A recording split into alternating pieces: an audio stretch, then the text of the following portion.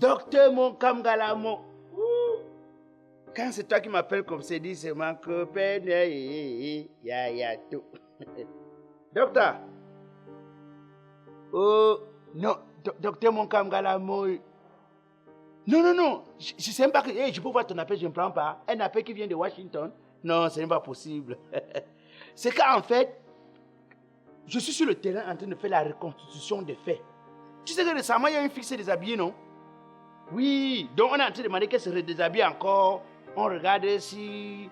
C'est parce que ce qu'on a vu dans les images, on doute un peu. On veut toucher du doigt, quoi. On veut toucher la feuille du doigt, oui.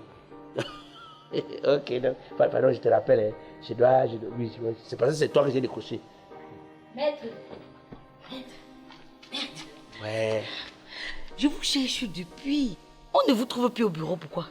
Madame, je suis sur le terrain. Je suis en train de travailler. Mais vous êtes souvent dans les bureaux, non? Pourquoi vous êtes dehors maintenant? Un avocat, c'est dans les tribunaux ou sur le terrain pour la reconstitution des faits. Comme vous voyez au bureau, là, c'est quand j'essaie de traiter scientifiquement les dossiers. Vous me cherchez pourquoi? Maître, nous les artistes, nous souffrons à cause de la basse. Je suis venue pour que vous déposiez une plainte par rapport à ça. Ah, ok, donc tu fais partie des artistes que la basse empêche de se produire en Europe, c'est ça? Oui. Vous savez quoi, madame? Même si je ne suis pas d'accord avec certaines méthodes un peu brutales de la basse, moi je comprends très bien la basse. Hein? Non, je préfère vous le dire tout de suite. Je comprends très bien la basse. Vous venez me voir pourquoi? Vous venez me voir parce que vous voulez que je vous apporte assistance, parce que vous êtes en difficulté. Qu'est-ce que la basse vous reproche? La basse vous reproche le fait que quand des Camerounais comme vous sont aussi en difficulté, vous ne vous intéressez pas. Vous êtes dans l'individualisme aigu. Comment ça? Bien sûr, c'est-à-dire que le problème de l'autre ne me concerne pas. Le problème de l'autre, ce n'est pas ma part. Vous êtes dans le genre, ah, si c'est son problème, ça n'engage que lui. Au point où, quand le voleur arrive, dès qu'il dit haut les mains, le gars ne se rassure pas de ce qui se passe chez toi. Hein. Il se rassure plutôt si sa porte est fermée. Il prend le gras, il met sur sa tête. Il se couche, il dort. Il ne demande pas que qu'est-ce qui se passe chez mon voisin alors qu'un petit aurait fait que le bandit pouvait s'échapper. Et ça sauve des vies. Mais comme on est dans l'individualisme aigu, accentué, on s'en fout. Ce qui arrive aux autres ne nous arrive pas. Lorsqu'on revendique de manière dispersée, notre revendication a la difficulté d'aboutir. Alors que lorsqu'on va ensemble, on fait bloc. C'est encore meilleur. Et c'est ce que la base vous reproche. Parce que, madame, vous deviez savoir que dans ce pays, il existe deux camps. Le camp des faibles et le camp des forts. Le camp des faibles, c'est le camp de ceux qui ne s'en sortent pas, qui ne profitent pas des dividendes de la République. Il y a dans ce pays qui ne profitent pas. Nos impôts sont censés nous servir. Nos impôts sont censés servir pour le développement de la République, afin que chaque Camerounais puisse profiter. Mais il y en a qui ne profitent pas. Il y en a qui ne profitent pas parce que ceux qui sont aux affaires gèrent les choses pas de manière correcte. Et donc la base vous demande à vous, qui êtes des porte-voix, vous qui avez des voix qui portent, c'est ce qu'on appelle porte-voix, vous qui êtes des voix des sans-voix, que vous dénoncez ces situations-là, que vous dites à haute voix que non, parce que quand vous parlez, on prend ça pour argent comptant. Alors que quand un monsieur lambda parle, ça ne signifie rien. La base vous reproche le fait que vous soyez calme quand les gens souffrent. Pourtant, c'est ce même peuple-là qui souffre, qui vous accompagne en donnant les 1000 francs dans vos concerts, afin que vous soyez ce que vous êtes, afin que vous soyez à l'abri. Mais une fois, lorsque vous êtes à l'abri, vous vous mettez du camp des riches, du camp de ceux qui boivent le pétrus, de ceux qui boivent le champagne. Vous oubliez ceux qui n'ont même pas l'eau potable. C'est ça. Vous savez, madame, le vrai problème de notre pays ici, c'est qu'on ne sait pas se mettre ensemble.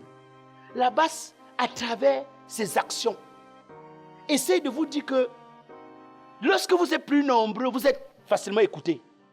Mais lorsque vous n'êtes pas nombreux, c'est difficile que vous soyez écoutés. Vous comprenez un peu? La basse essaye de vous demander d'apprendre à vous mettre ensemble pour pouvoir vous en sortir. Parce que nous vivons maintenant une situation de chacun pour soi, Dieu pour tous. Regardez, vous me demandez, moi, Maître Black Oya, de vous porter secours. Vous demandez de l'aide, non? Le peuple pleure. Le peuple pleure des augmentations des prix des denrées alimentaires. Le peuple pleure du fait qu'aujourd'hui dans ce pays, quand tu ouvres ta bouche pour dire ce qui ne plaît pas à ceux qui sont aux affaires, tu te retrouves en prison. Pour dire ce qui ne plaît pas à ceux qui sont aux affaires, tu te retrouves dans des conditions inexplicables. Quand quelqu'un ouvre sa bouche, on coupe sa langue comme on a coupé la langue de Martinez Zogo. Pour dire qu'il ne parle plus jamais. On te tue, on t'enfonce un bâton dans le derrière, comme on a fait à Martinez Zogo. C'est ça que la base vous demande. Mettez-vous ensemble, soyez solidaires. Au même titre dont vous me demandez, parce que vous pleurez, comme là-bas vous a boycotté. Le peuple pleure et là-bas vous demande aussi, soutenez le peuple. Tenez-vous à côté du peuple. Soyez avec le peuple. C'est ça. Ok, je vais donc causer avec les autres artistes et je vais revenir. Ok. Il faut dire aux artistes que il faut qu'ils sachent une chose. Un homme qui passe cette ça avoir planté un arbre a vécu gratuitement. C'est la même chose. Lorsque la société vous a rendu des services, rendez un tout petit peu à la société. C'est très important. Vous pouvez gagner tout l'argent du monde. Mais si vous n'avez pas la sensation d'avoir retourné à votre environnement, le minimum que l'environnement vous a donné, c'est que vous n'avez rien fait, vous avez vécu inutile. D'accord, maître.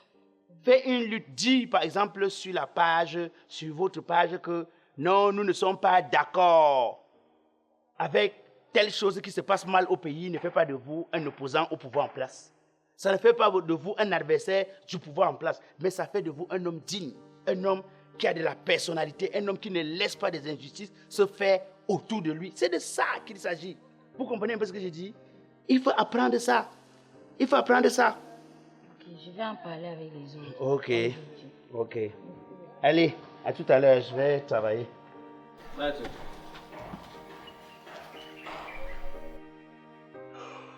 C'est vous qui cherchez comme ça, maître. C'est encore quoi? Mais je viens de travailler, hein, allez-y rapidement, je n'ai pas le temps. Ma tête est troublée, maître. Mais si votre tête est troublée, je ne sais pas ce que je vais faire. J'ai renvoyé Sidney Pierre de Sidney Logistique. Je dois d'abord faire une reconstitution des faits. J'ai tellement à faire. C'est quoi le problème? Maître, les gens de là-bas disent que Maurice Kamto est l'homme politique qui porte toutes les aspirations du peuple camerounais. Mais sauf qu'à son tour, il n'est pas d'accord avec tous ceux qui s'attaquent aux emblèmes de l'État. Maintenant, nous ne savons plus à quelle scène se vouer. Je comprends. Que comprendre, c'est la question. Que comprendre? Ça, c'est un dilemme. Sur le plan juridique, c'est ce que nous appelons en termes de juridiction le quiproquo juridique. Vous comprenez? Nous qui avons fait droit et qui avons atteint un certain seuil dans le droit, on appelle ça la biscuiterie juridique. Vous comprenez? Parce que dans un paquet de biscuits, il y a plusieurs biscuits. La biscuiterie juridique, c'est-à-dire que c'est des parallèles. Le professeur Maurice Kamto est un homme politique. Les gens de la base sont ce qu'on appelle la révolution. C'est quoi la politique? Un homme politique a pour objectif de mener des actions pour recruter des électeurs, pas seulement les militants.